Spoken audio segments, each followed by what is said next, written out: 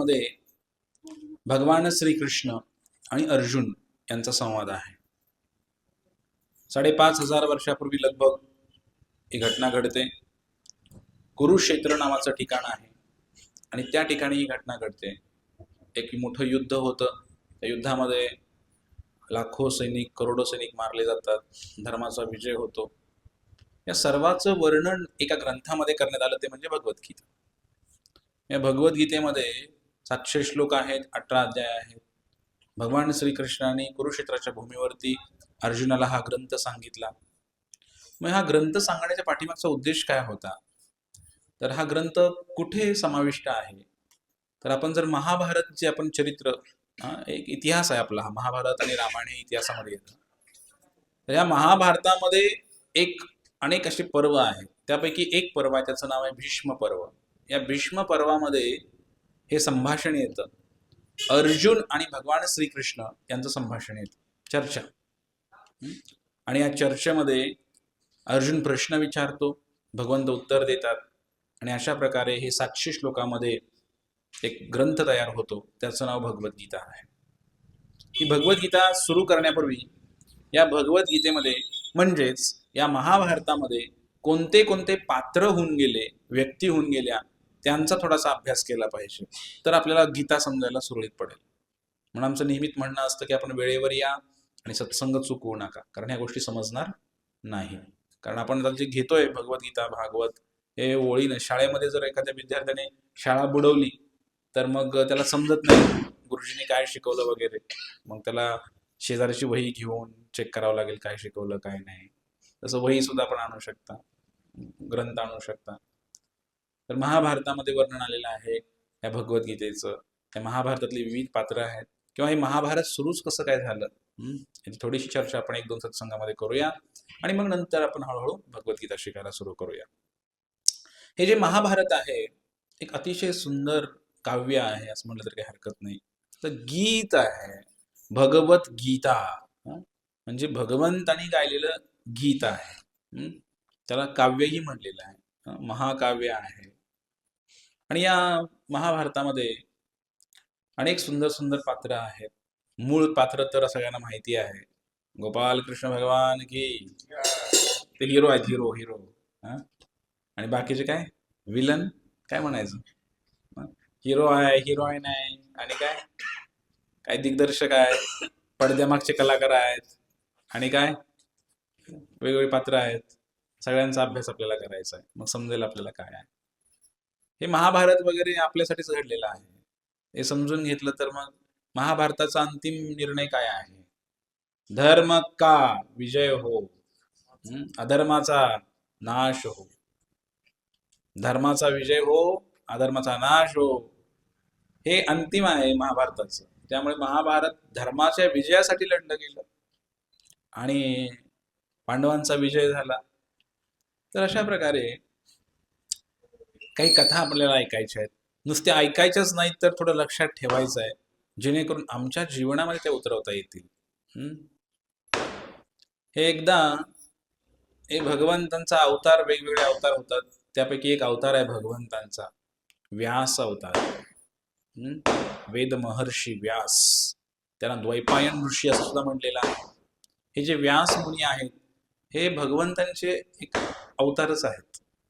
त्यांचा अवतार खरं हे रामायण महाभारत लिहिण्यासाठी झाला काय, हे शास्त्र लिहून ठेवण्यासाठी झाला काय अवतार?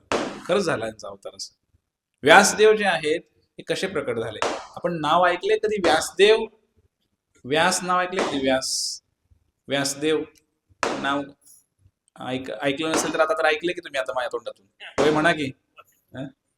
व्यासदेव, हे व्यासदेव कोण होते? भगवंतांचे अवतार होते. आणि या व्यासदेवांनी अशा प्रकारे मग पुढे संतती प्राप्त झाली वगैरे वगैरे. तर याची चर्चा थोडीशी आपल्याला करायची आहे. तर एक व्यासदेव प्रकट झाले, यांची मोठी कथा आहे कशा प्रकारे प्रकट झाले, पण एवढ्या डिटेलमध्ये आपण जाणार नाही. आपल्याला व्यासदेवांच्या पासून सुरुवात करायची आहे. तर हे जे व्यासदेव आहेत, व्यासदेव यांचं कशा प्रकारे एका स्त्रीशी मिलन होतं आणि मग कशी काय संतती प्राप्त होते हे सगळं आपल्याला पाहायचं आहे. तर ही जी कथा आहे ती महाभारतामधली, एक सत्यवती नावाची कन्या असते. तर सत्यवती नावाची कन्या, एवढंच नाव लक्षात ठेवा की ही माशापासून उत्पन्न झालेली होती. तिचं नाव काय होतं? बोला की. सत्यवती. तर माशाच्या पोटातून जन्म झालेला हिचा. इतकी सुंदर आणि रूपवान होती सत्यवती. फार गुणवान, रूपवान, जे काही वाण लावायची सगळे लावू शकता. फक्त एकच समस्या होती. आ, आ, तिच्या अंगामधून माशाचा वास यायचा. तर माशाचा वास कोणाकोणाला आवडतो? हात वरती करा. नाही आवडत. मासे खात नाही तुम्ही? चांगली गोष्ट आहे, खायला नाही पाहिजे मासे. तर माशाचा वास यायचा बघा. वास इतका बेकार येतो, पण तरी आपण खातो की नाही हो? यालाच भ्रम असं म्हटलेलं आहे. बरोबर आहे का नाही? तुम्ही जर मासे ठेवले असे जास्त वेळ नुसते, तर वास सुटायला लागतो नंतर, पण शिजवल्यानंतर ते चवीला उतरतात असं म्हणतात. मी कधी खाल्लं नाही. तर माशाचा वास यायचा त्या सत्यवतीच्या अंगाचा. आणि मग पराशर ऋषीशी याचा विवाह झाला. ती मोठी कथा. तर हे जे पराशर मुनी आणि सत्यवती यांच्यापासून वेदव्यासांचा जन्म झाला. म्हणजे भगवंतच प्रकट झाले व्यासदेवांच्या रूपाने. यदा यदा हि धर्मस्य ग्लानिर्भवति भारत अभ्युत्थानम अधर्मस्य तदात्मानं सृजाम्यहम्. जेव्हा जेव्हा धर्माला ग्लानी येते, अधर्माचा प्राबल्य वाढतं, त्यावेळेला भगवंत प्रकट होतात. आणि व्यासदेव सुद्धा प्रकट झालेले आहे धर्माची स्थापना करण्यासाठी. महाभारताची सुरुवातच व्यासदेवांपासून आहे, कारण ते धर्म वाचवण्यासाठीच ते प्रकट झाले होते. व्यासदेवांचा जन्म झाला पराशर मुनी आणि सत्यवतीच्या पोटी. आणि म्हणून यांचा जन्म झाला एका बेटावरती. द्वीप, बेटाला द्वीप म्हणतात. द्वीप समुद्राने घेरलेला एक जमिनीचा भाग असतो असं मध्येच. जसं मुंबई काय आहे? बेट आहे की नाही? बेट. चारी बाजूनी काय? समुद्र किंवा तिन्ही बाजूनी समुद्र आहे. अशा प्रकारे ते पाण्यामध्ये असतात त्या आयलँडवरती, त्या द्वीपावरती. म्हणून त्या व्यासदेवांचं एक नाव द्वैपायन ऋषी. त्या द्वीपावर जन्म झाला म्हणून द्वैपायन ऋषी. हे जे व्यासदेव आहेत, या व्यासदेवांना एक आशीर्वाद त्या ठिकाणी सत्यवतीच्या शरीरातून जेव्हा ही माशाचा वास यायचा ना, म्हणजे काही चांगलं नव्हतं. त्या पराशर ऋषींनी त्यांना आशीर्वाद दिल्यानंतर जेव्हा मुलगा झाला त्यावेळेला म्हटलं ठीक आहे, आता तुमच्या शरीरातनं माशाचा वास येणार नाही, तर तुमच्या शरीरातनं आता सुगंध येईल म्हटले. आणि हा सुगंध अनेक योजन दूरपर्यंत वास पसरेल म्हणे. म्हणून त्या सत्यवतीच्या अंगातून पुन्हा सुगंध येऊ लागला. आणि त्याचं अनेक योजन त्यात वास पसरायचा. म्हणून त्या सत्यवतीचं नाव पडलं योजनगंधा. म्हणजे अनेक योजना तिचा गंध पसरलेला असायचा. तर अशा प्रकारे व्यासदेवांचं प्राकट्य आहे. आणि हे जे व्यासदेव आहेत, बाकीचे पण पात्र आहेत, थोडं थोडं लक्षात ठेवा तुम्ही. कारण हे आपल्याला उपयोगी पडणार आहे पुढे गेल्यानंतर ही गीता शिकताना. मग त्या शकुनी मामा आहे, 5 पांडव आहेत, कुंती आहे, पांडव आहे, धृतराष्ट्र आहे, कौरव आहेत 100, द्रौपदी आहे, अनेक पात्र आहेत महाभारतामध्ये. यांचंही प्राकट्य आहे, यांचाही पहिला जन्म आहे आणि जन्म आहे. हे कसे प्रकट झाले आणि कशा प्रकारे महाभारत घडलं, तर ह्या सगळ्यांची चर्चा महाभारताच्या पार्श्वभूमीमध्ये येते, सुरुवातीला येते. तर हे जे महाभारतामधली पात्र आहेत, तरी व्यासदेवांच्या पुढं काय झालं हे थोडीशी चर्चा आपल्याला करायची आहे. तर ही जी सत्यवती आहे, ही सत्यवतीचा मुलगा हा व्यासदेव. इथपर्यंत थांबूया आपण. नंतर एक घटना घडते. ती घटना अशी आहे की हे जे एक राजा होता, हा राजा, त्याचं नाव होतं शंतनू. आणि गंगा नदी यांचा विवाह कसा झाला हे थोडक्यात आपल्याला पाहायचं आहे. तर एकदा स्वर्गामध्ये अशी घटना घडते. गंगा नदी जी आहे, ही गंगा नदी तिन्ही लोकातनं वाहते. वरती पण आहे गंगा नदी स्वर्गामध्ये, इथं पण आहे आपल्या पृथ्वीवर, आणि पाताळात पण वाहते गंगा नदी. तर ही गंगा नदी जेव्हा वाहत होती, तर त्या गंगा नदी म्हणजे फक्त नदी नसते. नदी म्हणजे एक व्यक्ती आहे. आध्यात्मिक जगामध्ये प्रत्येक वस्तू ही एक व्यक्ती असते. जसं आपण घंटी वाजवतो देवाला, ती घंटी पण काय आपल्याला वाटतं पितळेची आहे, पण ती घंटी म्हणजे एक व्यक्ती आहे. जेव्हा तुम्ही शंख वाजवता देवाच्या पुढे, तर शंख म्हणजे पण एक व्यक्ती आहे. भगवंताच्या हातामध्ये चक्र आहे, सुदर्शन चक्र, तर चक्र म्हणजे पण एक व्यक्ती आहे. गदा म्हणजे पण एक व्यक्ती आहे. आध्यात्मिक जगामध्ये हे सगळे माणसं आहेत, त्यांना रूप आहे, रंग आहे, गुण आहे, ते साकार रूपामध्ये सगळे लोक आहेत. मग त्यावेळेला ही घटना जी घडते की सत्यवती जी सॉरी गंगा नदी जी आहे स्वर्गामध्ये स्त्री रूपामध्ये आहे गंगा. तर तिकडे काही स्वर्गामध्ये लोक राहतात. तर त्यापैकी एक व्यक्ती होता. तर त्या व्यक्तीने काय केलं, गंगा नदी जात असताना हवा सुटली थोडीशी. हवा सुटल्यामुळे तिचे कपडे असे उडाले. कपडे उडाल्यानंतर त्या व्यक्तीने त्या गंगा नदीकडे पाहिलं आणि तो पाहतच राहिला त्या गंगा नदीचं सौंदर्य. आणि गंगा नदीने सुद्धा त्याच्याकडे पाहिलं. कोणाकडे पाहिलं? त्या व्यक्तीकडे पाहिलं. अजून तो शंतनू नाहीये. त्या व्यक्तीकडे पाहिलं. ही स्वर्गातली कथा चालू आहे. आणि जेव्हा पाहिलं, दोघंही एकमेकाकडे पाहत बसले. गंगा तशी पवित्र नदी आहे. ब्रह्माजींनी बघितलं, अरे काय करताय? मनुष्य जीवन काय एकमेकाकडे पाहण्यासाठी आहे का? भजन करण्यासाठी आहे. आणि तुम्ही एकमेकाकडे आकर्षित झालेले पाहून ब्रह्माजींनीच त्यांना शाप दिला. म्हणजे तुमची लायकी नाही म्हणजे स्वर्गात राहायची, तुम्ही माणसं बना म्हणले, खाली जावा. स्वर्गामध्ये ज्यांची लायकी नाही त्यांना खाली ढकललं जातं आणि त्यांना पृथ्वीवर पाठवलं जातं, माणसं बनतात म्हणते. समजलं का तुम्हाला? आपणही कधी असू स्वर्गामध्ये, खाली ढकललं काय आपल्याला? मग ती गंगा नदी खाली आली या भूतलावरती, आणि तो जो माणूस होता, तो व्यक्ती होता जो गंगेकडे आकर्षित झाला होता, तो पण खाली आला. आणि त्याचं नाव झालं शंतनू महाराज. तर या शंतनू महाराजांचा सुद्धा जन्म कोणापोटी झाला काय, ह्याची पण मोठ्या मोठ्या कथा आहेत या सगळ्या. सगळं सांगितलं की तुम्हाला काहीच कळणार नाही, म्हणून मी मोजकच सांगतोय काय काय आहे ते लक्षात राहील असं. हे शंतनू महाराज आणि गंगा नदी हे दोन्हीही या जगामध्ये प्रकट झाले. आणि या शंतनू महाराज जेव्हा इथं प्रकट झाले, इथं सुद्धा हे शंतनू महाराज जे आहेत, हे शंतनू महाराज शिकारीला गेले होते. आणि तर ठीक आहे, त्याच्या आधीची कथा सांगतोय तुम्हाला.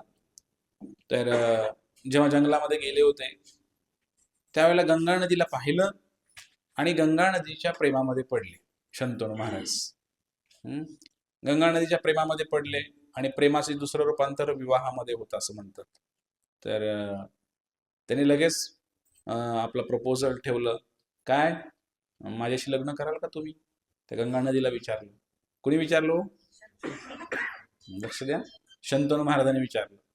मग गंगा नदी म्हणाली, हा मी तयार आहे लग्न करायला तुमच्याशी, मलाही तुम्ही आवडलेला आहात, फार सुंदर आहात तुम्ही, पण माझ्या काही अटी आहेत म्हणे. विवाहामध्ये जरूर अटी ठेवा. तर घावल्यासारखं करू नका. गंगा नदीने अटी ठेवल्या, पण शंतनू महाराजांनी काहीच अटी ठेवल्या नाही. शंतनू महाराजांनी लग्न इतकी आवडली, इतक्या मोहामध्ये पडले त्या गंगा नदीच्या. मोबाईल थोडं सायलेंट करा सर्वांनी. अति इमर्जन्सी असेल तर आपण बोलू शकता बाहेर जाऊन, पण शक्यतो मोबाईल सायलेंट करून ठेवा. गंगा नदीला इतकं आवडलं, शंतनू महाराजांना गंगा इतकी आवडली, तर लग्न करायला ते तयार झाले. गंगा नदी हो म्हणाली, पण त्या अटी त्यांनी नीट ऐकून घेतल्या नाहीत. इतकी लग्नाची घाई झाली होती त्यांना. गंगा नदी म्हणली, पहिली अट आहे, माझ्याशी वाद घालायचा नाही लग्न झाल्यानंतर. कोणताच वाद घालायचा नाही. आणि दुसरी अट, मी काही पण करो, मला प्रतिप्रश्न विचारायचा नाही. असं का? मला विचारायचं नाही. ते म्हणले, काय दोनच का फक्त अटी? मान्य म्हणले, चला. कधी कधी सौंदर्य पाहिल्यानंतर माणूस भाळतो आणि मग काय बघत नाही, गुण बघत नाही. मुलगी बघायला गेल्यानंतर मुलगी एवढी सुंदर की शाळा शिकली, तिला काय लिहायला वाचायला येते, मुखी आहे का बहिरी आहे तिचं बघायचं नाही. नुसतं दिसते चांगली म्हणून लग्न करून जमणार नाही. तिचे गुण पण बघितले पाहिजे, अटी काय बघितले पाहिजे, हे भाळलं की आणि कधीच वचन नाही द्यायला पाहिजे. वचन हे विचार करून द्यायचं असतं. गडबडीमध्ये दिलेलं वचन धोकादायक ठरू शकतं. दशरथ महाराजांनी सुद्धा वचन दिलं होतं. कुणाला? कैकेयीला. ते 2 वचन मागून घेतली तिने. वेळ आल्यावर देऊन म्हणते तुला काय पाहिजे मग. आता स्वर्गामध्ये युद्ध जिंकले वगैरे, घरी आल्यानंतर बघू शकले असते ना काहीतरी. तिथंच म्हणले तुला काय पाहिजे का सांग. स्वर्गामध्येच युद्ध करायला गेले होते. मग ती वचन देऊन ठेवलं, किती मोठा गोंधळ झाला की नाही, सगळं रामायण घडलं की नाही. म्हणून वचन देताना पण विचार केला पाहिजे. शंतनू महाराजांनी काही विचार केला नाही, सगळं मान्य म्हणले, अजून 100 अटी असल्या तरी द्या म्हणले, स्टॅम्प पेपरवर लिहून सह्या करून देतो म्हणले. काही नाही, मला एवढं तुमच्याशी लग्न करू द्या, तुम्ही फार सुंदर आहात, एवढं त्यांचं म्हणणं होतं. ठीक आहे म्हणले. गंगा नदीशी लग्न झालं त्यांचं. लग्न झाल्यानंतर त्या गंगा नदीला मुलंही झाले शंतनू महाराजांपासून. पहिला मुलगा झाला गंगा नदीला. गंगा नदीने पहिला मूल इतकं सुंदर होतं, ते मूल जन्माला आलं, गंगा नदीने ते मूल घेतलं आणि नदीमध्ये सोडून दिलं. पण बोलायची चोरी. आता विचारायचं कसं, वचन दिलंय ना, काय विचारायचं. मग त्यांना काय वाटलं तर काय, मान जर 4-5 पिली झाली एक खाऊन टाकते म्हणतात काय. म्हणजे तसं काही संकल्प वगैरे असेल स्वर्गातली आहे काय म्हणले तर काय विचारायला नको म्हणले काय. आपल्याकडे काय अजून भरपूर आयुष्य आहे, काय आपण अजून 1-2 होऊ शकतात मुलं, काय विचारलं नाही. दुसरा मुलगा झाला. दुसरा मुलगा झाल्यानंतर सुद्धा त्याने काय केलं, मूल सुंदर आहे बघितलं, दुसरं मूल सुद्धा तिने नेऊन पाण्यामध्ये सोडलं गंगेच्या. मग तरी पण माणूस शांतच. पुरुष लोक थोडे संयमी असतात खरं. आणि पुरुषांनी मग त्या शंतनू महाराजांनी तिसरं मूल झालं. तिसरं मूल स्वतःने पाण्यात नेऊन सोडलं गंगा नदीने. चौथा मुलगा झाला. नशिबाने मुलंच झाले सगळे, मुलगी नाही झाली का त्यांना. नशीब म्हणायचं काय म्हणायचं, काय म्हणतात तुमच्याकडे, काय म्हणतात. आमच्याकडे तर असं नाही. मुलगी झाली तर नशीब आहे, हे लक्षात ठेवा. तुमच्या डोक्यात भ्रम भरलाय कोणीतरी. मुलगा पाहिजे, कशाला पाहिजे मुलगा, दारू पिऊन लाता घालायला. 5, 6, 7 मुलं झाली गंगादेवीला. 7च्या 7 मुलं तिने पाण्यात सोडली. आता मात्र याचा पेशन्स संपला. आता म्हटलंय आता लय झालं लयच, आता काय व्हायचं उद्या म्हटले. कसं शेवटी सहनशीलतेचा अंत असतो कुठे. गंगा नदीला त्यांनी 8वा मुलगा झाला. आणि 8वा मुलगा झाल्यानंतर मात्र शंतनू महाराजांना सहन नाही झालं. शंतनू महाराजांनी सांगितलं, काय करतस म्हणले, तू वेळ लागलं काय, तुला पागल झाली काय म्हणले. आवाज खाली, आवाज खाली. ऍग्रीमेंट वाचलं नाही का, स्टॅम्प पेपरवर लिहून दिलंय, मोठ्या आवाजात बोलायचं नाही. काही माताजी तुम्ही असं केलंय का काय, बरं झालं असतं केलं असतं तर. आवाज खाली, बोलायचं नाही म्हणजे आपलं काय ठरलंय. ते म्हणलं ऍग्रीमेंट गेलं चुलीत. पोरं कुठे ती म्हणली, 8वा मुलगा इकडं म्हणले. ते मुलगा ते म्हणले कुठे घेऊन चालले म्हणले, अर्ध्या डोक्याची. हो घरी म्हणले. कुठं आले, जा तिकडं माघारी. जाते म्हणले मी स्वर्गात, धर तुझं पोरग. भांडण झालं दोघांचं. गंगा नदी गेली निघून स्वर्गामध्ये आणि ते पोरग देऊन गेले. इतकं सुंदर होता मुलगा ते. पण जाताना थोडी हसली, म्हणले काय नाही, सगळी भगवंताची योजना होती म्हणले. कोण ही जी 8 मुलं आहेत, ही 8 मुलं अष्टवसू आहेत म्हटले. हे अष्टवसू होते आणि अष्टवसूंनी अपराध केला होता म्हटले. ती मोठी कथा आहे. त्यामुळे त्यांना शाप भेटलेला आहे काय ऋषींकडनं. म्हणले तुम्ही काय या लायकीचे नाही म्हणले, तुम्ही पृथ्वीवर जावा म्हटले. त्यातलं एकाचीच चूक होती खरं तर, एकाच वसूची चूक होती. मग ते म्हणले, अहो ती मान्य आहे आमचा भाऊ आहे म्हणले, एकानं चूक केली, सगळ्यांना शिक्षा दिली तुम्ही म्हणले, असले कसले महाराज तुम्ही. बरं ठीक आहे ठीक आहे म्हणले, माझ्या हातून चूक झाली, तुम्ही सगळे जन्म घ्याल पृथ्वीवरती, पण त्यातले जे 7 लोक आहेत ते 7 लोक म्हणले लगेच माघारी याल म्हटले. पण 8वा जो आहे ज्यानं चूक केलेली आहे, गाई चोरली होती, तर त्याला मात्र म्हटले शिक्षा होईल म्हणले, त्याला बराच काळ पृथ्वीवर राहायला लागेल म्हणले. काय कळतं तुम्हाला या गोष्टीतनं? या पृथ्वीवर जन्म होणं म्हणजे खरं तर आपण दुःखाचंच कारण आहे की नाही? आपल्याला वाटतं की आनंद आहे, नाही. वर वर जाईल तसा आनंद आहे. पण आपला जन्म झाला म्हणजे काहीतरी एक तर गडबड केली आपण, दुःख भोगण्यासाठी पाठवलेलं आहे आपल्याला. म्हणून वरती काय झालं की नाही, आपण काय म्हणतो आपल्याकडे काय घडलं की नाही, काय म्हणतो आपण, भांडण लागलं काय, कोणाला शिवी दे, जा नरकात जाशील म्हणतो की नाही आपण, काय म्हणतो, नरकात जाशील म्हणतो. तसं वर भांडण लागलं स्वर्गामध्ये काय म्हणतात माहितीये का, पृथ्वीवर जाशील. असं म्हणतात ते. म्हणजे काय, लक्षात आलं का तुमच्या? अशा प्रकारे हे अष्टवसूच होते, हे 8 मुलं होते, ती पोटाला आले गंगादेवीच्या. पण एक राहिला, 7 गेले वाहून माघारी गेले, एक राहिला. राजाला फार आनंद झाला. जाऊ द्या म्हणले, लग्न झालं म्हणले, पण काय अं, बायको नाही पण मुलं तरी भेटलं म्हणले. हं? आनंदी होते. हे शंतनू महाराजांचं शरीर चांगलं होतं. त्यांना एक विशेष आशीर्वाद होता तरुण राहण्याचा. मग शंतनू महाराजांचा हा जो मुलगा आहे याला त्यांनी लहानाचं मोठं केलं. पण त्या 8 वसूंचं मिळून शक्ती त्याच्या अंगामध्ये होती. जवळजवळ 10,000 हत्तींचं बळ त्या मुलामध्ये होतं. आणि हा मुलगा, त्याचं नाव ठेवलं गेलं देवव्रत. काय नाव ठेवलं गेलं?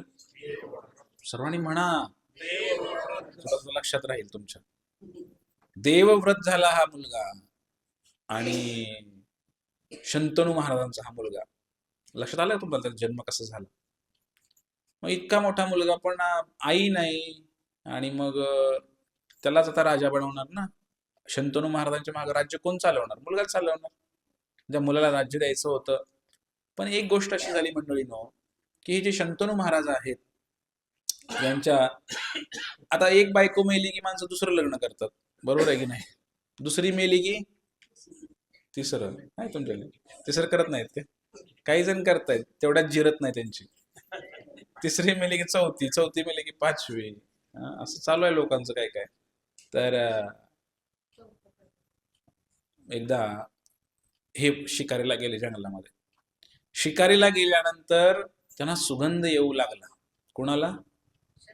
शंतनू महाराजांना सुगंध येऊ लागला. आणि सुगंध येऊ लागल्यानंतर त्या ठिकाणी त्यांनी बघितलं कुठून वास येतोय. खरे नाक पण डेंजर आहे बरं का. नाकाने सुद्धा अनेक लोकांना गळाला लावलेला आहे. पण नाकाने फक्त भगवंतांना अर्पण केलेल्या फुलांचा सुवास घेतला पाहिजे. अन्य ठिकाणी नाक खुपसलं नाही पाहिजे, नाहीतर फार मोठा धोका होऊ शकतो. त्यांना सुगंध येऊ लागला. सुगंध कुठून येतोय म्हणले शंतनू महाराज. जंगलामधून सुगंध आला होता. हुडकत हुडकत गेले. नदीच्या काठी एक सुंदर अशी कन्या बसली होती. तिचं नाव होतं सत्यवती, जिची कथा मी पहिल्यांदा सांगितली तुम्हाला. तिला आधी कसला वास होत होता? माश्याचा. तिला आशीर्वाद भेटला, तिच्या अंगातनं सुगंध येत होता. इतका सुगंध येत होता तिच्या अंगातनं. आता तिचं बी सेकंड मॅरेज आहे सत्यवतीचं. पहिलं व्यासदेवानं जन्म दिला, आणि हीच सत्यवती या ठिकाणी होती.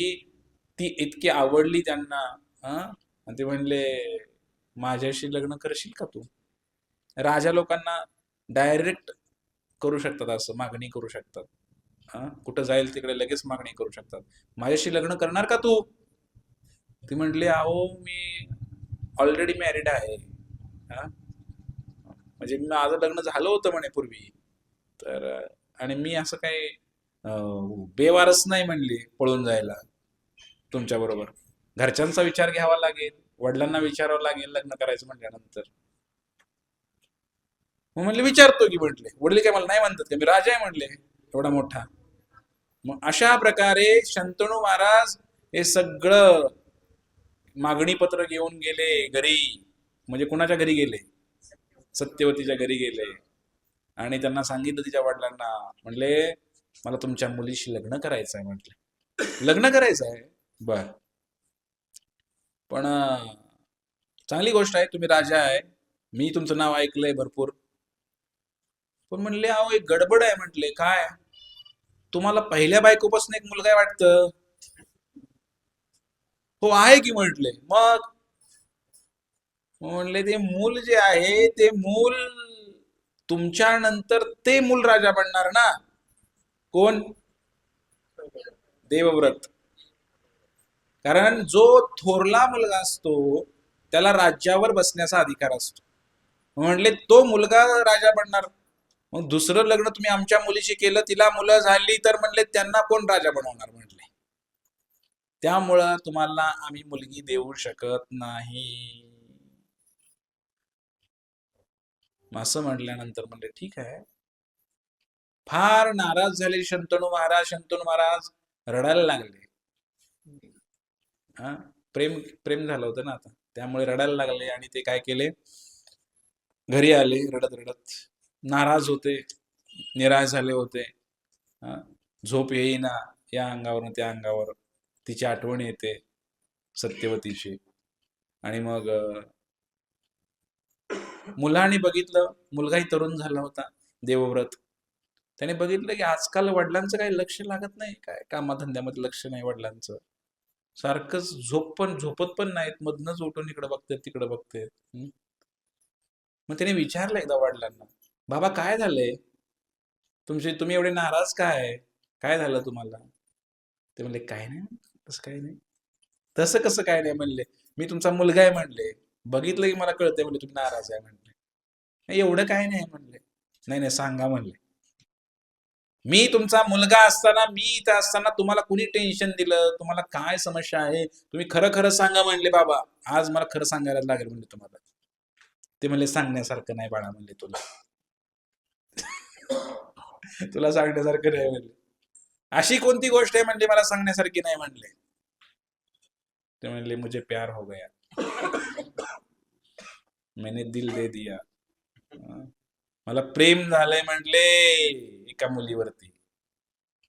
म्हणजे एवढंच ना, त्यात काय म्हणले, प्रेम तर होत असतं म्हणले. हो म्हणले, पण आता लग्न करायचंय म्हणले माझ्याशी. मग करा ना म्हटले लग्न, काय हरकत आहे, मग एवढं नाराज होण्याची काय आवश्यकता? पण ते म्हटले देत नाहीत मुलगी देत नाहीत. का देत नाहीत? मग त्यांनी सांगितलं कारण, खरं खरं कारण सांगितलं. काय कारण सांगितलं? पहिल्या बायकोचा मुलगा आहे तुम्हाला, त्याचं काय? मग आमच्या मुलीचा मुलगा झाला तर त्याला कोण देणार राज्य? आणि त्यामुळे ते म्हटले ठीक आहे की मी जाऊन भेटतो म्हणले. ते देवव्रत गेला, तो मुलगा गेला, त्यांना त्या मुलीच्या आईला भेटला आणि म्हटला, मुलीच्या वडिलांना भेटला आणि म्हटलं काय नेमकं आहे? ते म्हटले असं नाही होऊ शकत म्हटले, आम्ही काही मुलगी देऊ शकत नाही म्हटले, कारण तू थोरलायस, तू राजा बनशील, आमच्या मुलीच्या झालेल्या मुलांचं काय? असं म्हटल्यानंतर ते म्हटले ठीक आहे. लगेच ताबडतोब त्या देवव्रताचं इतकं प्रेम होतं वडिलांवरती, त्यांनी दोन्ही हात असे वर केले आणि मोठ्याने गर्जना केली, हा देवव्रत आज अशी प्रतिज्ञा घेतो की मी आजन्म ब्रह्मचारी राहीन, मी विवाह करणार नाही. कोणासाठी? वडिलांसाठी. कारण ब्रह्मचारी आणि संन्यासी यांना राजा बनता येत नाही, लग्नच करावं लागतं राजा बनायचं असेल तर. म्हणले, त्यांनी संकल्प घेतला, म्हणले मीच आडवा येतोय ना तुमच्या लग्नाला बाबा, म्हणले मी ब्रह्मचारी राहतो, म्हणले तुम्ही करा लग्न. वडिलांनी लग्न करावं म्हणून मुलगा ब्रह्मचारी राहण्याचा आजन्म संकल्प घेतला. ते काय संकल्प आपल्यासारखे नव्हते. आपण रोज संकल्प घेतो, रोज एक माळ जप करणार, पण तेवढे सुद्धा 10 मिनिटं सुद्धा आपल्याला निघत नाही. रोज एक पान गीतेचं वाचणार, आपण संकल्प करतो, पण काय आपल्याच्यानं होत नाही, एवढा सारा संकल्प होत नाही. त्यामुळं आपल्याला काय एवढी किंमत नसते. पण ते होते महान व्यक्तिमत्व, ज्या वेळेला त्यांनी अशी गर्जना केली की मी आजन्म ब्रह्मचारी राहीन, मी कधीही विवाह नाही करणार म्हटले. असं म्हटले, आकाशातनं स्वर्गातनं देवतांनी पुष्पवृष्टी केली आणि सगळे मोठ्याने ओरडायला लागले, भीष्म भीष्म भीष्म असं म्हणायला लागले. भीष्म हा संस्कृत शब्द आहे. तर अशी प्रतिज्ञा आतापर्यंत कुणीच केली नाही इतिहासामध्ये. हा, ब्रह्मचारी राहिले अनेक लोक इतिहासामध्ये, संन्यास घेतले, पण वडिलांचं लग्न व्हावं म्हणून ब्रह्मचारी राहणे असं कुठं घडलंय? आणि ते निभावून सुद्धा दाखवलं त्याने. अखंड ब्रह्मचर्य व्रत पालन केलं भीष्मांनी. म्हणून देवतांनाही आनंद झाला की म्हणले याने फार मोठा संकल्प केलाय, असा संकल्प जगाच्या पाठीमध्ये इतिहासामध्ये कधी आणि कुणीच केला नाही ब्रह्मचारी राहण्याचा. आणि त्यामुळे त्यांचं नाव पडलं भीष्म पितामह की. महाभारतामधलं एक पात्र आहे भीष्म पितामह. त्यांचा जन्म आणि त्यांचा संकल्प हे माहीत पाहिजे, कारण पूर्ण महाभारत अभ्यास करणार आहे आपण, तेव्हा हे सगळं लक्षात यायला पाहिजे की भीष्म कोण आहे, भीष्म कोण आहे.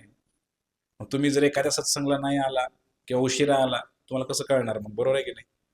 त्यामुळे आपली शाळा आहे, वेळेवर यायचं आणि नियमित यायचं, म्हणजे लक्षात येणार आपल्या काय चाललंय हे सगळं. अजन्म ब्रह्मचारी राहण्याचा संकल्प केला आणि तो पूर्ण सुद्धा करून दाखवलाय भीष्माने. कथा इथेच थांबलेली आहे मंडळी. मग आता ते जी सत्यवती आहे तिनं लग्न केलं. कोणाशी केलं लग्न? शंतनू महाराजांशी लग्न केलं. पण जे विधीला विधान मान्य तेच होत असते. तुम्ही काही जरी असे प्लॅनिंग केले. तिला 2 मुलं झाले त्या शंतनू महाराजांपासून. हे सगळं अवघड लक्षात ठेवायला. कोणाचं कोण, कोणाचं कोण, कोणाचं कोण, थोडं लक्षात, जेवढं जमल तेवढं लक्षात ठेवा. शंतनू महाराजांपासून तिला 2 मुलं झाले. त्यांची नावं विचित्र वीर्य आणि चित्रांगद. हे 2 मुलं झाले शंतनू महाराजांपासून. मग हे जे चित्रांगद आणि विचित्र वीर्य होतं, तिला आनंद झाला, माझा मुलगा राजा बनणार आता. तिला फार आनंद झाला होता. 2 नाही, 1 नाही, 2 मुलं झाले मला म्हटले. आणि पण एक घटना घडते, मोठ्या मोठ्या कथा त्या. चित्रांगद जो होता ना, तो मारला गेला. काही लोकांकडनं मारला गेला. मग आता राहिलं एकच मुलगा, विचित्र वीर्य. मग विचित्र वीर्याला लग्न करायचं होतं. मग लग्नाची वेळ आली, आता राजकुमार बनणार, लग्न लावायचं, लग्न करायचं म्हणून त्या ठिकाणी विचित्र वीर्य जो आहे उभा राहिला लग्नाला. आणि अशी ज्याच्या कानावर घटना ऐकायला आली, काशीमध्ये काशी नरेश यांच्या 3 मुलींचं स्वयंवर चालू आहे. मग तिकडं जायला पाहिजे म्हटलं. पण विचित्र वीर्य काय एवढा धाडसी नव्हता. काशीमध्ये जायचं आणि त्या 3 मुलींच्या अटी मान्य करायच्या, त्या स्वयंवरातनं जिंकून एवढ्या राजे लोकांना युद्ध करून आणायचं हे सोपं नव्हतं. काय करायचं? आता लग्न कोणाला करायचं होतं? विचित्र वीर्याला. हे म्हणते भावाला, जा की तू घेऊन यायचं. भाव कोण? भीष्म. ज्यांच्या अंगात किती बळ आहे? आवाज येत नाही. 10,000 हत्तीचं बळ आहे. ते भावाला म्हणते, सावत्र भाऊ का? लक्षात आले की ना ते म्हणले जावा म्हणले ते भीष्माला, तुम्ही घेऊन या म्हणले ठीक आहे मी घेऊन येतो म्हणले. 3 मुलींना घेऊन येतो म्हणले. माझ्यासाठी काय ते डाव्या हाताचं मळ आहे म्हणले. काशीला गेले भीष्मपितामह. काशीला गेल्यानंतर त्या ठिकाणी काशीमध्ये स्वयंवर चालू होतं. भीष्मानी त्या ठिकाणी विडा उचलला, त्या 3 मुली उचलल्या आणि घेऊन आले तिका भीष्मपितामह रथामध्ये टाकून. अंबिका, अंबालिका आणि अंबा 3 मुली होत्या. तिघींना घेऊन आले ते भीष्मपितामह. सगळे राजे लोक मागं लागले. म्हणले काय चाललंय म्हणले सगळं. मग त्या भीष्माच्या मागं लागले. भीष्मांनी सर्व राजे लोकांना हरवलं, त्या 3 मुलींना घेऊन आले आणि या 3 मुलींना घेऊन आपल्या राज्यामध्ये हस्तिनापूरमध्ये आले. आणि हस्तिनापूरमध्ये आल्यानंतर सगळ्यांना आनंद झाला. त्या विचित्र वीर्याशी लग्न झालं त्या 3 मुलींचं. पण तो नावाप्रमाणेच विचित्र होता. तो इतका घाबरट होता की, आणि इतका भोगी होता. आईस मध्ये जगायचं, कम्फर्ट झोन मध्ये. इतका तो भोगी होता ना, फार त्याला आळशी आणि भोगी होता फार. इतका त्या 3 स्त्रियांबरोबर त्याने संग केला आणि इतका भोग केला, इतका भोग केला की इतका आजारी पडला तो. त्याला टीबी झाला. टीबी म्हणजे काय इंग्रजीमध्ये? क्षयरोग. मराठीमध्ये हो, इंग्रजी येते तोंडात. क्षयरोग झाला आणि तो पण मेला. टीबी होऊन मेला विचित्र वीर्य. आता अवघड झालं की नाही. लग्न केलं तर ते 2 मुलं झाले, 2ही मुलं मेली त्या सत्यवतीचे. आणि मग शेवटी काय करायचं आता? मग आता प्रश्न पडला, आता मुलगा कोण उरला? भीष्मच, सावत्र मुलगा. ते म्हणले बालका, आता तुलाच काय ते करावं लागते म्हणले. 3 विधवा सुना घरामध्ये आहेत म्हटले. वंशाला दिवा पाहिजे ना. मग तूच बन म्हणले राजा. आता घोरते कोण? हे घोरू नका, सरळ ताट बस रे बाळा. एवढंही बेकार प्रवचन नाही की तुम्ही घोरा हो माझ्या प्रवचन. एवढा एवढा मी खालच्या लेवलचं नाही मी. तर मी काय म्हणतो तो, भीष्माला म्हणले राजा बन. आपल्याही आयुष्यामध्ये अशा संधी येतात मंडळीनो. संकल्प केलेला आहे, सकाळी उठायचं आहे, एक माळ करायची आहे, देवपूजा करायची आहे, पण हळूच तिकडनं कोणतरी येते, माया देवी दरवाजा वाजवते. एक माळ जप करतोय तू, जेव्हा जेव्हा तुम्ही चांगलं कार्य हातामध्ये घेता, माया परीक्षा घेते आपली. भीष्माची परीक्षा घेतली. ते म्हणले आता कोणच उरलं नाही आपल्या वंशाला, दिवास नाही, तूच राजा बन म्हणले. ते म्हणले नाही म्हणले, ते आता होणे नाही, कारण मी देवतांच्या साक्षीने प्रतिज्ञा घेतलेली आहे की मी अजन्म ब्रह्मचारी राहील म्हणून, लग्न करणार नाही म्हणून. आणि तुम्ही मला राजा बनायला सांगताय, हे कदापि शक्य नाही म्हटले. आपल्या बाबतीमध्ये असं झालं असतं तर आपण काय, राजा पण ते 10 लग्न करायला तयार, एक काय. संकल्पापासून सिद्धी तयार होते मंडळीनो. संकल्प केलेला मोडायला नाही पाहिजे. पण आज इतके संकल्प डळमळीत आहेत आमचे की 1-2 मिनिटाचा संकल्प राहू शकत नाही. एखाद्याने ठरवलं की आता दारू बंद करायची, एक दिवस लय झाला, एक दिवस बरोबर आहे. एक प्रभूजी होते, त्याला तंबाखू सोडायची होती, तंबाखू सोडायसाठी त्यांनी संकल्प केला. लयतले 2-3 दिवस झाले बघा, तरी कसं तरी कंट्रोल केलं. 4थ्या दिवशी प्रभू फोन आला, प्रभूजी आता काही कंट्रोल होत नाही बा म्हणले, खातोच म्हणले, तुमच्या साक्षीनं खातो म्हणले. मी म्हणलं असं नसतंय म्हणलं, तुम्ही संकल्प केलाय तर नाही खायला पाहिजे म्हटलं. पण म्हणले आता सहन होत नाही म्हणले मला. भीष्म पितामहांनी एवढा मोठा संकल्प घेतला होता आणि भीष्मांनी सांगितलं मी लग्न करू शकत नाही, मी राजा बनणार नाही. आता मात्र कठीण परिस्थिती निर्माण झाली आणि मग ती सत्यवती म्हणाली, अरे करायचं काय मग आता, हे राज्य कसं चालणार, कोणतरी पाहिजे ना म्हणले मूल. आहे म्हणले, एक संकल्पना माझ्या डोक्यामध्ये आहे म्हणले. काय संकल्पना आहे? पूर्वी जी मुलं व्हायचे ना, फक्त स्त्री आणि पुरुष लग्न झाल्यानंतर एकत्र येऊनच मुलं होतात असं काही नाही. पूर्वी तुम्ही कथा ऐकल्या असतील, कधी कधी यज्ञातनं भगवंत प्रकट झाले, खिरीची वाटी दिली, मग त्या 3 राण्यांना दिली, मग राम जन्माला आले वगैरे वगैरे वगैरे. ऐकले की नाही तुम्ही? मंत्राद्वारे सुद्धा मूल उत्पन्न होऊ शकतं, आशीर्वादाने मुलं होऊ शकतात, प्रसादाने मूल उत्पन्न होण्याच्या वेगळ्या प्रक्रिया आहेत. त्यातली एक प्रक्रिया आहे की स्त्री आणि पुरुष एकत्र येणं. तर हे जे मूल उत्पन्न झालं, आता म्हणले यांना तर पती नाहीये, मूल कसं जन्माला येणार? त्यावेळेला ते म्हणले ठीक आहे, म्हणले आता राज्यावर बसण्यासाठी एक हुशार व्यक्तिमत्वाची गरज आहे म्हटले. हे असेच पोर टीबी झालेले निर्माण झाले तर काय करायचं? मूल जन्माला घालणे हे एक फार मोठं काम आहे. ज्यांना मूल जन्माला घालायचं शास्त्र माहित नाही त्याने लग्न करू नये, असं शास्त्रामध्ये म्हणलेलं आहे. गुरुर्न सशात स्वजनो न सशात पिता न सशात जननी न सशात. श्रीमद भागवतामध्ये वर्णन आहे, तुम्हाला जर ते मूल कसं जन्माला घालायचे माहित नसेल तर कृपा करून तुम्ही लग्न करू नका, पिता बनू नका. तुम्हाला जर माहिती नसेल मूल कसं सांभाळायचं आहे तर आई बनू नका, लग्न करू नका, बोलू नका प्रवचनामध्ये, असंही सांगितलेलं आहे. तर मी काय सांगत होतो तुम्हाला, हे जे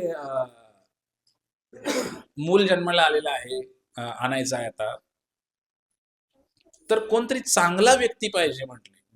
ते म्हणले पवित्र ब्राह्मण, वैदिक ज्ञान असणारा व्यक्ती पाहिजे म्हणले, शुद्ध व्यक्ती पाहिजे म्हणले, तर चांगली मुलं जन्माला येतील म्हणले. कारण मूल जन्माला घालणं हे एक फार मोठी प्रक्रिया आहे. बघा, तुम्ही एखादी काही वस्तू केली, एकदा मातीचा मडका घडवला ना, त्याला सुरुवातीला तुम्ही पाहिजे तो आकार देऊ शकता, पण एकदा जर ते वाळलं ना त्याला काहीच करता येत नाही. तसं मूल गर्भात नाही, गर्भात येण्याच्या अगोदरच जर तुम्ही यशस्वी झाला त्याला आकार द्यायला, तरच ते मूल भरपूर काही चांगलं कार्य करू शकते. पण बाहेर आल्यानंतर त्याला कितीही मारा, काहीही करा, त्याला कुठल्याही इंग्रजी मीडियमला टाका, नाहीतर कुठल्या नवोदयाला टाका, नाहीतर कुठं टाका, त्याचे गुण दाखवायचे राहत नाही. बरोबर आहे का हो? वरून किती शेप देणार तुम्ही त्याला?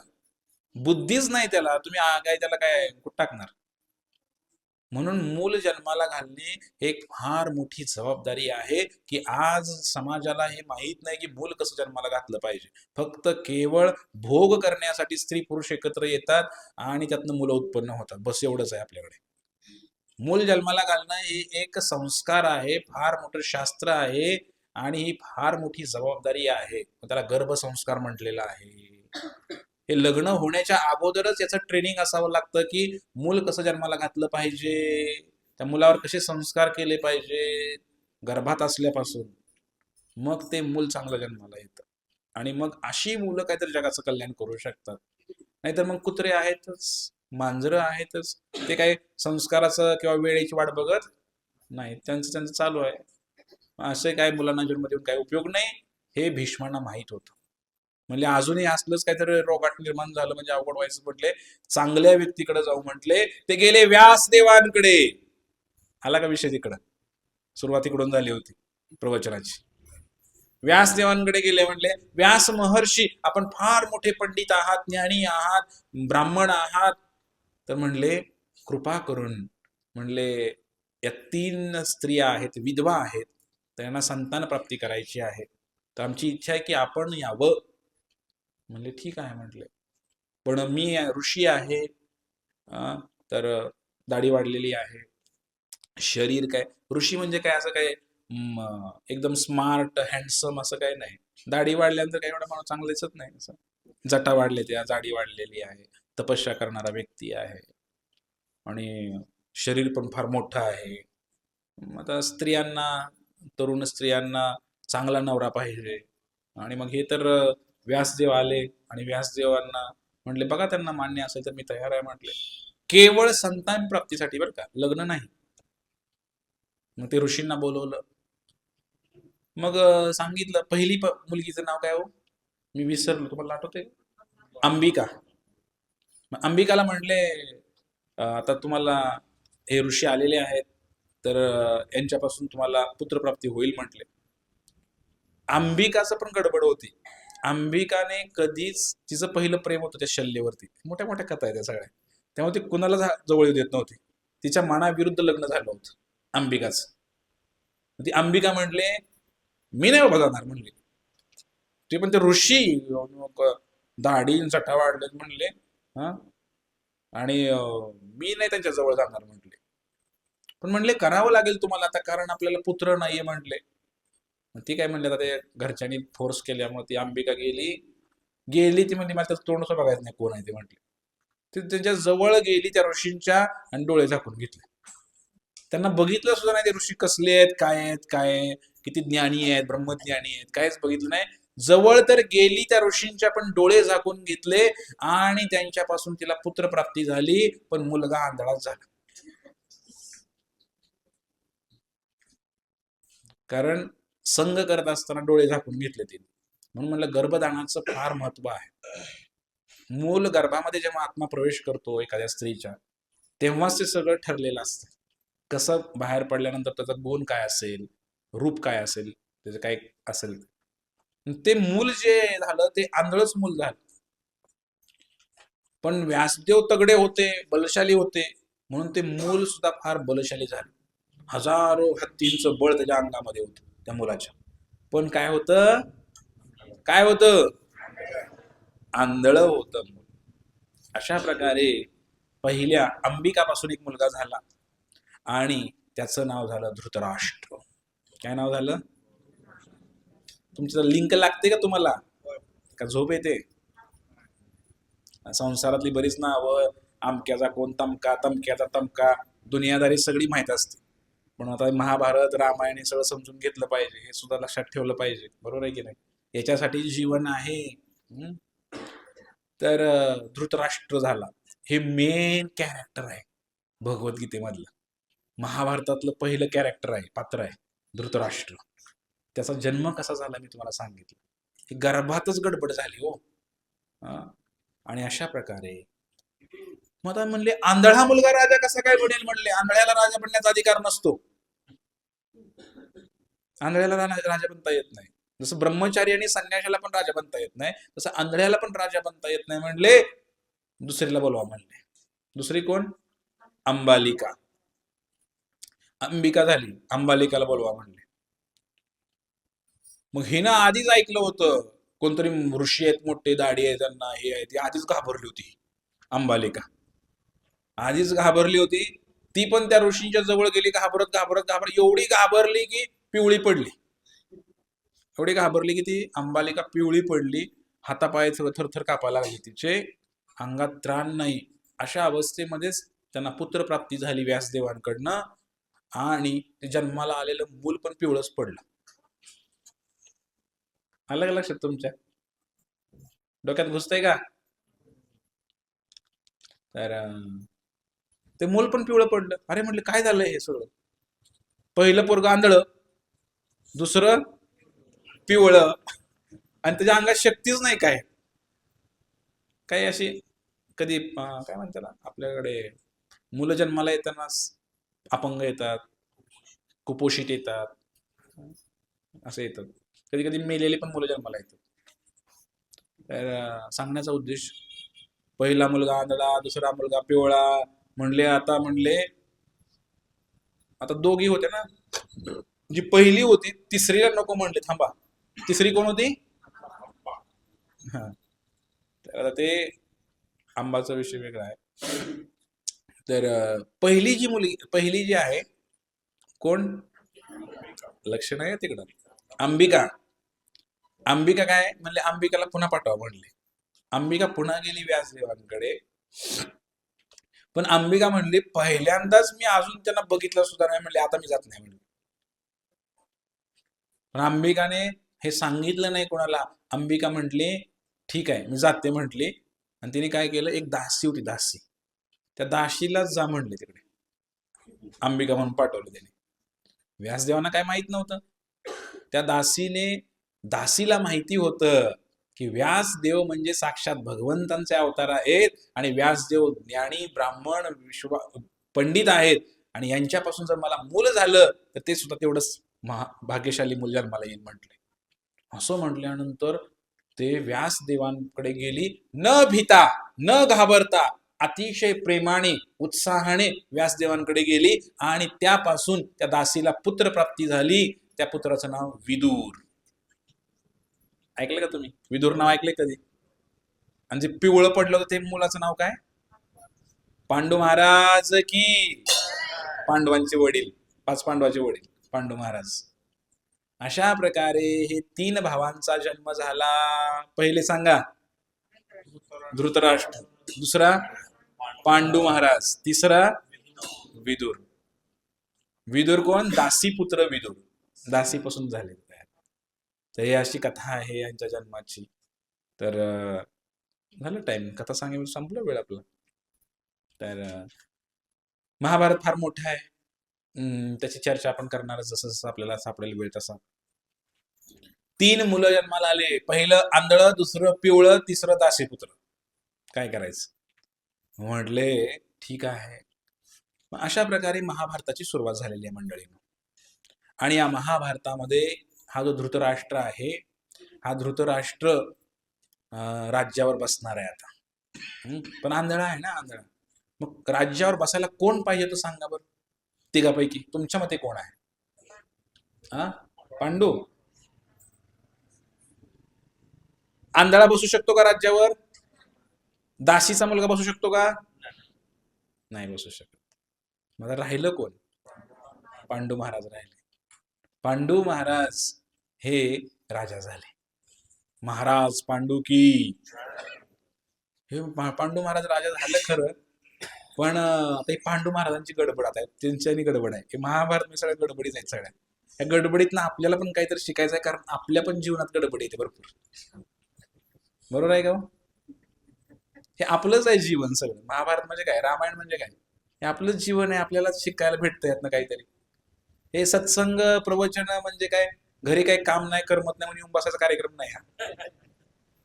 हे जीवन कसं जगायचं, जीवनामध्ये आलेल्या समस्या कशा सोडवायच्या, याच्यासाठी रामायण महाभारत आहे मंडळी. हे धृतराष्ट्र ह्याला सारखं वाटायचं मी राजा व्हावं, मी राजा व्हावं, मी आंधळा नसतो राजा झाला असतो, मी आंधळा नसतो राजा झाला असतो. मग पांडू महाराजांचं पण लग्न झालं. पांडू महाराजांचं लग्न झालं आणि धृतराष्ट्राचं पण लग्न झालं. पांडू महाराजांचं लग्न झाल्यानंतर पांडू महाराजांचं सगळ्यांची लग्न, विदुराचंही लग्न झालं. पण विशेष आपल्याला जे महत्वाचं आहे ते आपण शिकणार आहे. महाराज पांडू यांची 2 लग्न झाली. एक झालं कुंती महाराणी की, माद्री देवी की. पांडवांच्या 2 आई आहेत त्या. एक कुंती आणि दुसरं माद्री. मग 2 लग्न केली आणि 2 लग्न केल्यानंतर पांडू महाराज यांना एकदा जंगलामध्ये गेले होते पांडू महाराज. तर पांडू महाराजांना शाप भेटला होता. ते पहिल्यांदा ऐका. पांडू महाराजांना काय झालं, एक पक्षी असतो, पक्षी आणि पक्षी.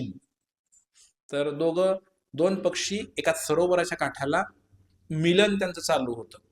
आणि पांडू महाराजांनी काय केलं, बाण सोडला आणि त्यातला जो नर पक्षी आहे तो मेला. आणि ती जी मादी आहे त्या मादीने शाप दिला पांडूला. म्हटले, आम्ही संग करत असताना, मिलन करत असताना तू आमच्या पतीला मारलंस. म्हटले, तू जर तुझ्या पत्नीशी संग करायला गेला तर मरशील. म्हणले, तू पण मरशील. म्हटले, त्यामुळं पांडू महाराजांनी संगच केला नाही माद्रीशी. आणि मग मुलं कशी होणार, त्यांना मुलंच नाही झाले. मग ते एकदा संग करायला गेले पांडू महाराज माद्रीशी. एकदा संग केला तो त्यांचा शेवटचा होता. माद्रीशी संग केला, त्यांना मृत्यू आला. कारण तसा शाप भेटला होता ना, त्यामुळे त्यांना मृत्यू आला पांडू महाराजांना. मेले पांडू महाराज. धृतराष्ट्राला आनंद झाला, वाटेतला काटा निघाला आपल्या, आता राजा कोण, मीच. पांडू महाराज मेले. पांडू महाराज मेल्यानंतर 2 मुलं होते, नकुल आणि सहदेव, हे सगळे बाकीचे, हे सगळे पांडव वगैरे. तर माद्री सती गेली. पहिले सती जायची प्रथा होती. हे मोठा विषय आहे, आपण उद्या चर्चा करू वाटल्यास. पण आलं तर करायची चर्चा. हे सती जाणं म्हणजे काय वेगळं काय नाही. सती का जायची पूर्वी, सती माहिती आहे तुम्हाला? पती मेल्यानंतर त्याच्या चितेवरती आपण पण उडी मारायची. हे प्रेमाचं लक्षण होतं मंडळींना. पूर्वी एवढं प्रेम असायचं की नवरा गेल्यानंतर स्त्रीला राहणंच मुश्किल होत होतं. म्हणजे जी खरी आपण म्हणतो ना सती आहे, सती म्हणजेच पतिव्रता आहे. पतिव्रता ती दुसऱ्या पुरुषाचा विचार सुद्धा करू शकत नाही, स्वप्नामध्ये सुद्धा. तिला सती म्हणलेलं आहे. मग ती विचार करते की आता जगून काय करायचं, इतकं प्रेम. त्या पती बरोबरच आपण पण जायचं, याला सती म्हणलेलं आहे. हे काही जबरदस्ती नव्हतं बरं का पूर्वी, की तुम्हाला गेलंच पाहिजे सती म्हणून. हे प्रेमाचा विषय होता. पण नंतरच्या काळामध्ये जबरदस्ती करायला लागले लोक, मग त्याला विरोध झाला. ते विरोध पण चांगलाच होता, सती प्रथेला विरोध झाला वगैरे वगैरे वगैरे. पण कधीही शास्त्रामध्ये एखाद्या स्त्रीला जबरदस्ती अग्नीमध्ये ढकललं गेलेलं नाही. तो तिच्या इच्छेचा विषय आहे. आणि मग कुंतीची आणि माद्रीच्या चाली. कुंती म्हणले मी सती जाणार, माद्री म्हणले मी जाणार. दोघी जावा नाही. सौतीमध्ये हे झालं. म्हणले 2 बायकांना, म्हणले मी सती जाणार. ते म्हणले नाही मी सती जाणार. मग सती जाण्याचा असा एक नियम पण आहे की जर तुम्हाला जबाबदारी जर मागा असेल तर तुम्ही नाही गेलं तर चालतंय सती. लहान मुलं आहेत ती, तर नाही गेलं चालतं. म्हणले लहान मुलं आहेत, म्हटले यांची काळजी कोण घेणार, तर तू त्यांची काळजी घे. म्हणले मी सती जाते. तर अशा प्रकारे माद्री देवी सती गेली. दोघांचा विषय संपला. तर राहिली कुंती. मग 5 पांडवांचा जन्म कसा झाला मंडळीनं, हे एक मोठा विषय आहे की नाही. ती कथा आता ऐका. कारण आपल्याला महाभारत शिकायला सुरू करायचं तरी सगळं माहित पाहिजे, कोणाचा जन्म कसा झाला. महाभारत म्हणजे पांडव आणि कौरव यांचं युद्ध. हे 5 पांडवांचा जन्म कसा झाला. कुंती महाराणी लग्नाच्या पूर्वी कुमारिका असताना नदीच्या काठी गेली होती आणि तिकडे ते त्यांच्या मुलींबरोबर, छोटी होती, फिरत होती. त्यावेळेला दुर्वासा मुनी आले होते. तर दुर्वासा मुनींनी त्या ठिकाणी कुंती महाराणीला पाहिलं आणि कुंती महाराणींनी त्यांना सुंदर सुंदर भोजन पक्वान्न बनवून त्यांना जेवायला दिलं. दुर्वासा एक असे ऋषी आहेत, त्यांना भयंकर राग आहे. महादेवाच्या अंश आहेत ते. भयंकर राग आहे त्या दुर्वासा मुलीला. आजपर्यंत जगामध्ये त्यांना प्रसन्न फार कमी लोकांनी केलेलं आहे. त्या 2च व्यक्तींची नाव मला तर माहित आहेत. एक कुंती आणि दुसरं राधा. दोघींनीच प्रसन्न केलंय त्या दुर्वासाला. नाहीतर जिकडे जाईल तिकडं रागच येतो त्यांना, भयानक राग आहे. आणि शाप देणे, रागावणे, शाप देणे, रागावणे, त्यांचं कामच आहे त्या दुर्वासा मुनीचं. पण असे दुर्वासा मुनी इतके प्रसन्न झाले त्यांच्यावरती. कुणावरती? लक्ष नाही, कुंतीवरती इतके प्रसन्न झाले दुर्वासा मुनी. आणि दुर्वासा मुनी म्हणले, तुला मी आशीर्वाद देतो. म्हणले, काय आशीर्वाद देतो? तू पाहिजे तेव्हा पाहिजे त्या देवतेला आव्हान करून पुत्रप्राप्ती करू शकते. मी मगाशी सांगितलं, मुलं हे लग्न झाल्यावर होतात असं काही नाही. मंत्राद्वारे, काही आशीर्वादाने, देवतांच्या सहाय्याने पण मुलं होतात. असं पूर्वी सिस्टम होतं. आता कलियुग आलंय त्यामुळे एकच सिस्टम चालू आहे फक्त. बाकी सगळ्या सिस्टम बंद पडल्या, कारण एवढे पवित्र कोण राहिलेलं नाही. मग ते देवतांपासून मुलं होतील म्हणले. देवतांपासून मुलं कशी होतात? समजा सूर्य आहे, तर सूर्याचा मंत्र म्हणायचा, सूर्याची उपासना करायची, तर तुम्हाला गर्भधारणा होणार. म्हणजे सूर्यापासून गर्भधारणा होणार. बस. मग दुर्वासा मुनी आशीर्वाद देऊन निघून गेले. मग कुंती लहान होती ना, मग कुंतीला वाटलं, हे काय महाराजांनी आशीर्वाद तर दिलाय, मंत्र पण दिलाय, काम करते का बघूया हा मंत्र. बसल्या बसल्या कुंतीने काय केलं? सूर्यदेवाला आवाहन केलं. आणि सूर्यदेव प्रकट झाले. आणि त्यांच्या तेजाने कुंती म्हणजे असं गर्भ राहायचं, मग ती पोट येणार वगैरे असलं काही प्रकार नाही. डायरेक्ट तिला मुलंच झालं, तिला कुंतीला सूर्यदेवापासून. आणि मग सूर्यदेव गेले निघून. आता मात्र ह्या मुलीला घरी जायची अवघड झालं. ते म्हटले, मी चेक करायला मंत्र म्हटले होते, मुलंच झालं म्हणले मला. मग ते म्हणले, मंत्र खरा आहे, काम करतोय म्हणले. कुंती म्हणायला फार घाबरली. आता म्हणले, घरी कसं जायचं म्हणले, वडिलांना कळलं तर मला मूल झालंय ते. कुंती महाराणी इतकी घाबरली, पटकन त्या मुलाला घेतलं, एका टोपलीत घातलं आणि नदीमध्ये सोडून दिलं तिला. त्या मुलाचं पुढं गेलं ते मुलगा एका जंगलामध्ये. काही आदिवासी लोक होते, त्यांचं नाव निषाद. त्या निषाद लोकांनी ते टोपलीतलं मूल पाहिलं, त्याला घेतलं आणि त्या मुलाचं पालन पोषण केलं. आणि तोच मुलगा म्हणजे महाभारतातला कर्ण आहे. आलं का लक्षात तुमच्या? इथे लिंक लागते का? लागायला पाहिजे. आपण काय अमेरिकेत जन्माला नाही आलो, आपण भारतात आहे म्हणजे एवढं यायलाच पाहिजे थोडंफार. अर्जुन, कर्ण, पांडव कानावर कधीतरी पडलं असेल की. हेच महानता आहे भारतामध्ये जन्म घेतल्याची. हे सगळं माहिती आपल्याला बऱ्यापैकी. अशा प्रकारे ते कर्ण. पण अख्ख्या त्या कुंती सोडून त्या कर्णाला सुद्धा माहित नाही, कुणालाच माहित नाही, कुंती सोडून कुणालाच माहित नाही की कर्ण हा कुंतीचा पहिला मुलगा आहे आणि पांडवांचा भाऊ आहे म्हणून. आणि याच्यामुळेच महाभारत घडलं मंडळींनो. हे जर माहित असतं की आमचा भाऊ आहे कर्ण त्या पांडवांना, तर महाभारत घडलं. पण हे महाभारत का घडलं? त्याचं बीज रोवलं गेलंय पहिल्यांदा या ठिकाणी, की कुंतीला मुलगा झाला, जगाला माहित नाही की हा मुलगा कुंतीचा मुलगा आहे, कर्ण. सूर्यपुत्र. कळलं का सूर्यपुत्र का म्हणतात त्याला? म्हणून कर्णाकडे सुद्धा तेज होतं, तेज, सूर्यासारखं तेज होत. तो काय साधारण मुलगा नव्हता. अशा प्रकारे हे कर्ण निर्माण झाला. मग त्यानंतर वेगवेगळ्या देवतांना त्यांनी आव्हान केलं आणि त्यांना मग वेगवेगळी मुलं पण झाली. जसं इंद्राला आव्हान केलं. आता पांडू महाराज मेले ना, तर इंद्राला आव्हान केलं. तर इंद्राला आव्हान केल्यानंतर त्यांच्यापासून मुलगा झाला अर्जुन. इंद्र म्हणजे कोण? अर्जुन कोण आहे? साक्षात इंद्रच आहे, स्वर्गाचा राजा इंद्र. त्यानंतर त्यांनी आव्हान केलं यमराजांना, धर्मराज, त्यांना आव्हान केलं देवतांना. तर त्यांच्यापासून जो मूल तयार झालं, म्हणजे ते स्वतःच प्रकट झाले, ते म्हणजे युधिष्ठिर महाराज. आणि त्यानंतर वायूला आव्हान केलं, वायू देवतेला, त्यांच्यापासून मुलगा झाला भीम. भीमाचं नाव ऐकलंय का? तर भीम तयार झाला. त्यानंतर अश्विनी कुमार नावाची देवता आहे, त्यांना आव्हान केलं, 2 मुलं तयार झाली, नकुल आणि सहदेव. सगळं माहित आहे तुम्हाला. असे झाले 5 पांडव तयार. कोणाची मुलं आहे ती? पांडू महाराजांची मुलं, म्हणून त्यांचं नाव काय पडलं? पांडव. 5 पांडव. बोला.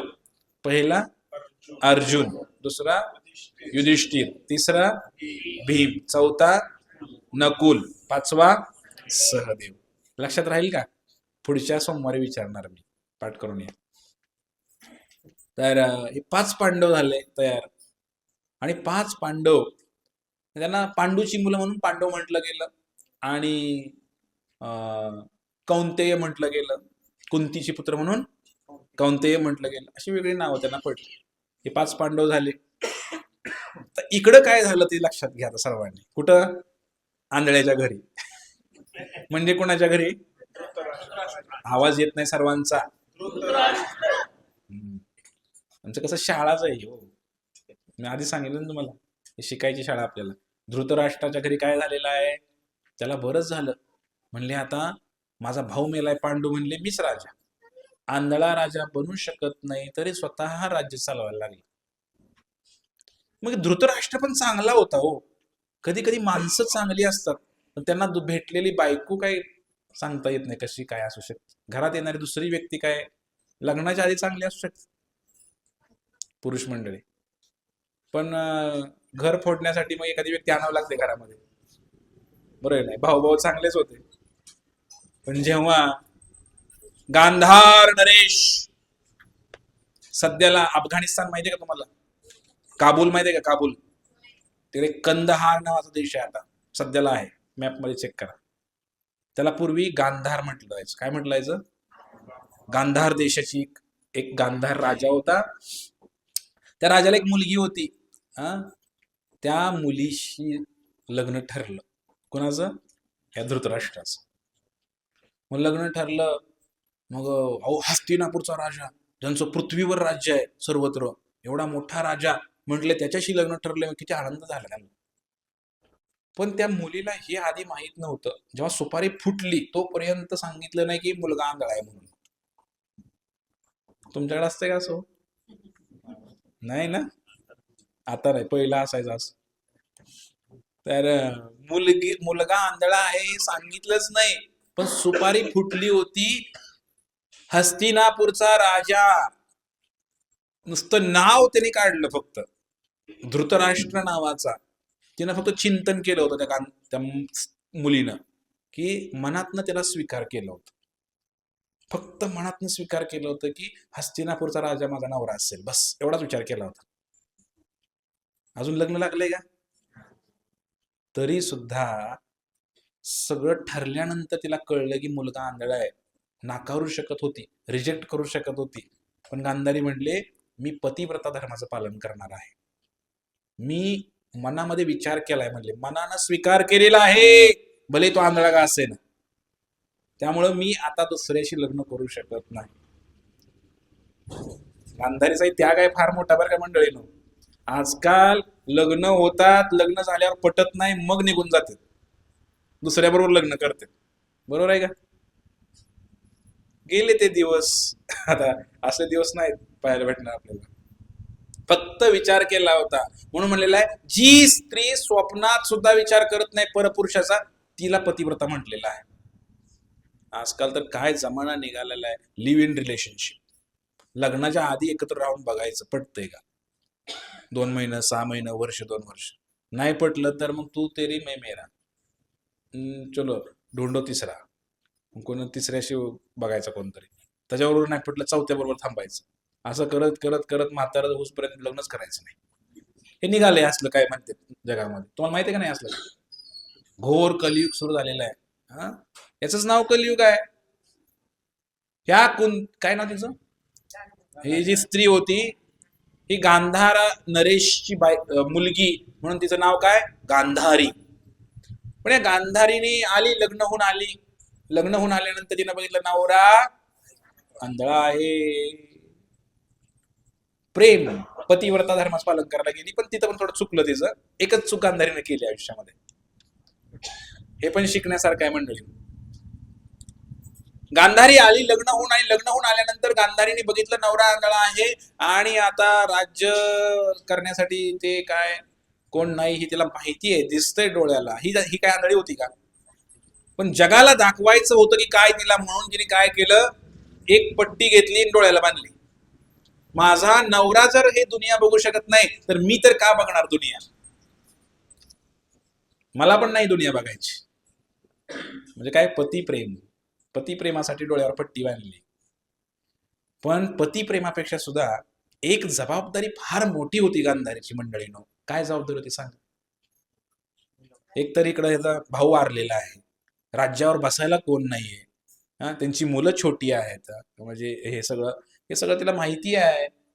मग आपल्याला होणारी मुलं, त्यांचं पालन पोषण व्यवस्थित केलं पाहिजे की नाही? डोळे उघडे ठेवून पालन पोषण करायला पाहिजे होतं त्या मुलांचं, पण ते तिच्या लक्षात नाही आलं. तिनं पण डोळ्याला पट्टी बांधून घेतली. आयुष्यातला एक मोठी चूक गांधारीने केली मंडळी. आपण पण शिकलं पाहिजे यातून काहीतरी. जर नवरा किंवा बायको दोघांमध्ये कोणतरी हुशार पाहिजे तर संसार नीट होतोय बघा. बरोबर आहे का? दोघं बी ज्ञान गेलेले असले संसार कसा होईल? मी बऱ्याच घरामध्ये बघतो की एकतर नवरा तर हुशार असतो, घर सांभाळतो, किंवा बायको तर हुशार असते, घर सांभाळते. बऱ्याच बघा घरामध्ये मी बघितलेलं आहे, बायकोला काही चालू देत नाही, फक्त स्वयंपाक कस तरी करायचा, एवढंच असतंय. आणि काही घरामध्ये बघतोय की ते प्रभूजी फक्त जाते कामाला, पैसे आणून बायको हातात ठेवते, तुला काय करायचं कर. असं पण मी बघितलेलं आहे. एक तर नवरा तर हुशार पाहिजे किंवा बायको तर हुशार पाहिजे, तर संसाराचा गाडा पुढे जाऊ शकतोय. दोघही अति हुशार म्हणलं तरी प्रॉब्लेम होतो, ते पण गडबड आहे. हा, मग ऐकत नाही, मला घटस्फोटापर्यंत जाता येते, अतिशहाणे म्हणले दोघं पण. म्हणून कुठं तरी पती आणि पत्नी हे नातं भगवंताने असं बनवलेलं आहे. तर वय सुद्धा, पत्नीचं वय कमी, पतीचं जादा, हे शास्त्र सांगते आपलं. कारण कुठं तरी ती अडकलं पाहिजे ना. दोघंही एका लेवलला म्हणलं की गाडी पुढे जात नाही, लक्षात घ्या, लय अवघड आहे. ते कुठं तरी अडकलं पाहिजे खटका, आणि मग ते संसाराची गाडी पुढे जाते, लक्षात घ्या. दोन्ही चाक कुठेतरी जॉईंट झाले पाहिजेत ना. म्हणून जी स्त्री असते त्या स्त्रीचं शिक्षण, तिचं वय, तिचा अनुभव थोडा कमी असला, पुरुषाचा जास्त असला तर आदर राहतो ना त्यामध्ये. आजकाल काय, मुलगा इंजिनियर, मग आम्हाला सोनबाई सुद्धा इंजिनियर पाहिजे बरं का. कशाला? लाता घालायला. हे आदर राहत नाही नात्यामध्ये, लक्षात घ्या. हे शास्त्र कशासाठी लिहिलेलं आहे? शास्त्र प्रेम वाढवण्यासाठी लिहिलेलं आहे. काही लोकांनी मनुस्मृती जाळली. हे मनुस्मृतीमध्ये इतकं सुंदर विवेचन आहे की माणसाने कसं राहायला पाहिजे, नातं कसं जपलं पाहिजे, प्रेम कसं वाढेल नात्यातलं, हे मनुस्मृतीमध्ये लिहिलेलं आहे, त्या मनुस्मृतीमध्ये लिहिलेलं आहे. पण लोकांना वाटते अन्याय झाला आमच्यावरती, स्त्रियांवरती अन्याय झाला. नाही, असं नाही. हे प्रेमासाठी केलेलं आहे. की कोणीतरी आता भांडण लागलं, कोणीतरी सर्त घेतलं तर भांडण मिटते का नाही? हो, मिटते की नाही भांडण? सर्त घेतलं तर भांडण मिटतंय. तसं कुठंतरी गॅप असेल ना, तर मग ते नातं जोडतंय. एकाच्या वर एक चढी आहेत म्हणल्यानंतर तेव्हा मी तर काही कमी शिकले का? माझ्या बापाने मग 10 लाख घातलेत की, म्हणायला बसली ती, मला डॉक्टर केले, मला इंजिनियर केलंय, मी का तुझं ऐकू, मी का भाकऱ्या थापू? झालं सुरू भांडण. तू पण इंजिनियर आहेस मान्य, मग दोघं मिळून हॉटेलला जाऊ खायला. समजते का तुम्हाला? हेच चालू आहे सध्या जगामध्ये, हेच चालू आहे ना. म्हणून मनुसंहितेनुसार, शास्त्रानुसार, गीतेनुसार, भागवतानुसार जीवन रचना केली पाहिजे. मुलांना किती शिकवावं, मुलींना किती शिकवावं, कसे नातेसंबंध जोपासले जातील, हे सगळं शास्त्रामध्ये वर्णन आहे. पण गांधारीची एक चूक केवढी मागात पडली मंडळीनो, तुम्हाला महाभारत वाचल्यानंतर लक्षात येईल. डोळ्याला पट्टी बांधायची काही सुद्धा गरज नव्हती गांधारीची. नवरा आंधळा आहे म्हणून हिनं पण डोळ्याला पट्टी बांधून घेतली, आणि ईर्ष्या सुरू झाली. काय ईर्ष्या सुरू झाली? म्हटले हे युधिष्ठिर महाराज, जर थोडं मागं पुढे झालंय कथेमध्ये, पण समजून घ्या तुम्ही. इकडे कुंतीला मुलं होणार होते. मग आता पांडू राजा, त्याला जर पहिल्यांदा मुलगा झाला कुंतीला, आता ह्या दोघी, पांडू मेला, हे आंधळा, ह्या दोघी पैकी जिला पहिला मुलगा होईल तो मोठा मुलगा झाला, तो राज्यावर बसेल. बरोबर आहे का? बरोबर आहे का? मग त्या गडबडीनं हिला पण गर्भधारणा झाली, गांधारीला गर्भधारणा झाली. प्रेग्नंट आहे गांधारी. आणि इतक्यात तिला कळलं, काय कळलं? की माझी जी सवत आहे कुंती, हिला मुलगा झालेला आहे. त्याचं नाव युधिष्ठिर महाराज की. मुलगा झाला म्हणजे जेव्हा हिला कळलं माझ्या सौतीला मुलगा झालाय. इतका तिला त्रास झाला त्या गांधारीला. म्हणले आता तोच मुलगा म्हणजे राजा बनणार. म्हणले मला मुलं होऊन काय उपयोग आहे म्हणले, कारण जो मोठा आहे तोच राजा बनू शकतो, हा नियम आहे. म्हणून गांधारीने काय केलं, इतका राग आला, राग फार भयानक मंडळीनो.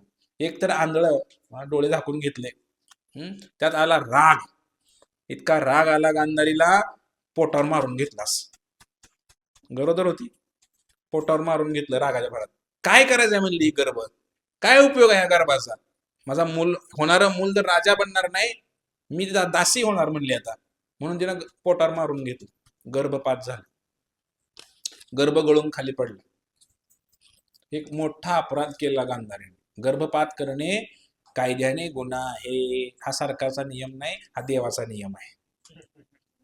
गर्भपात करणे, त्याच्यामध्ये सरकार सुद्धा काय म्हणतंय, सासू सासरे नवरा दीर जेवढे काय समाविष्ट आहे सगळ्यांना दंड भरावा लागेल. तसं भगवंतांनी सुद्धा लिहून ठेवलेलं आहे.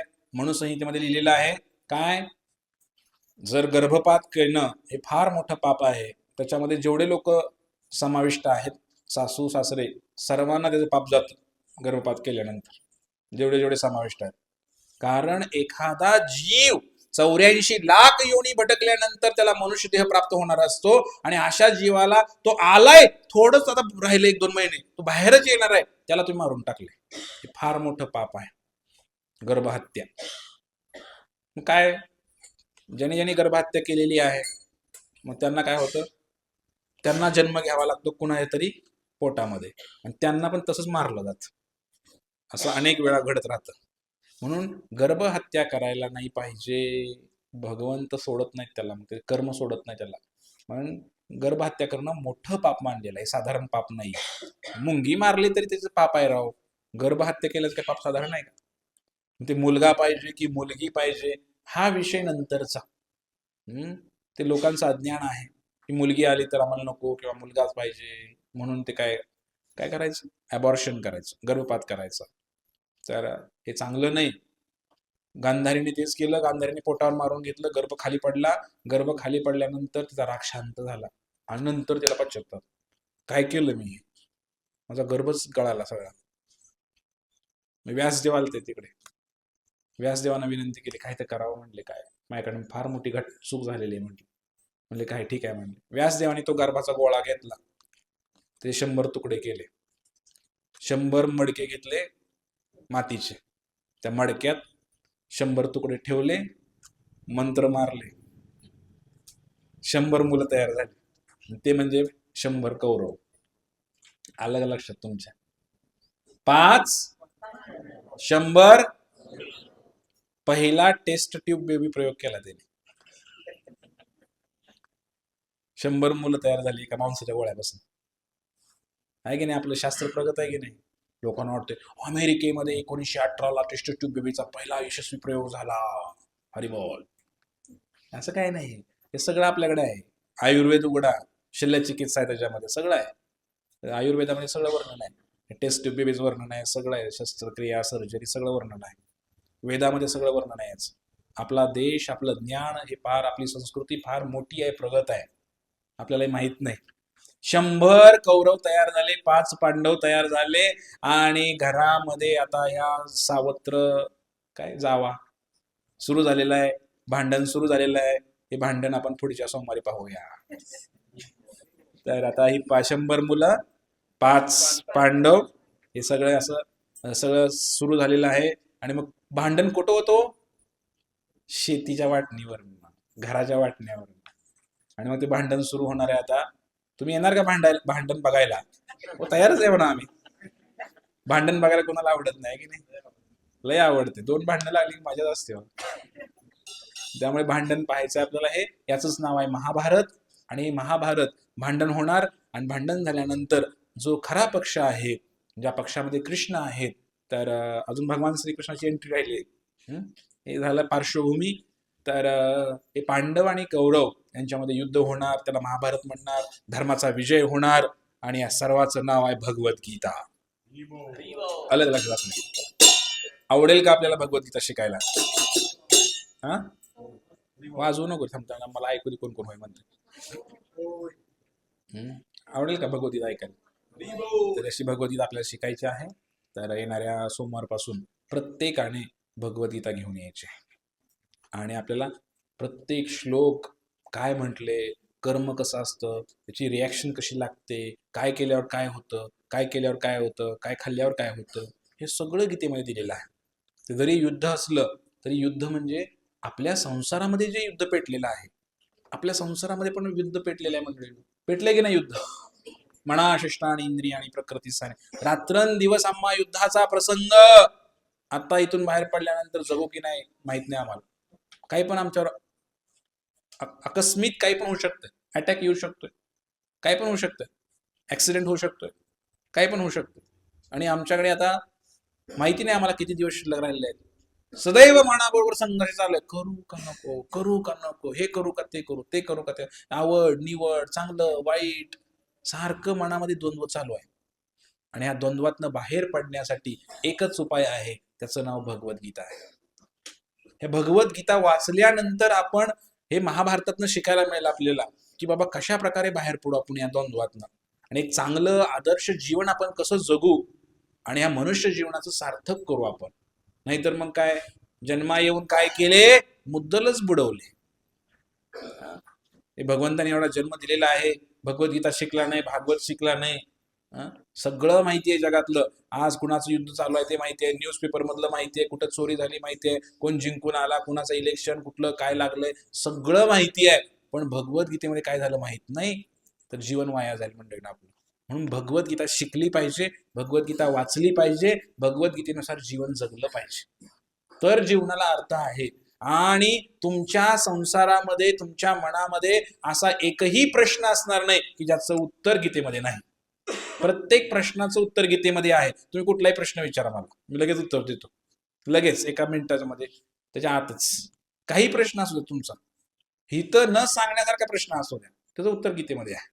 काही पण विचारा तुम्ही, कारण भगवंतानी बनवलंय ना, त्यामुळे त्या प्रत्येक प्रश्नाचं उत्तर आहे. त्यामुळे काही प्रश्न असू द्या, त्याचं उत्तर गीतेमध्ये आहे.